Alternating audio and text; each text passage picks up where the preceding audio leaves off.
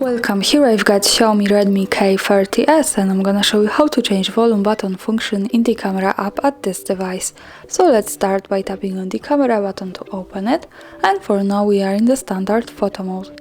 The volume buttons at this device are here, so let me try to tap on it now to see how it works with the camera.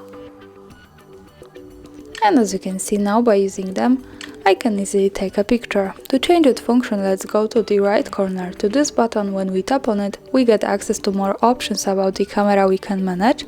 Now let's move to the left to this settings. So when we pick it, we can open the advanced camera settings. And here we have volume buttons function, so by tapping on it, we can change it from the shutter, which is now, to shutter countdown, zoom and volume. For now let me pick zoom to show you how it works different. And let's go back to the camera. Now let me try to use these buttons once again.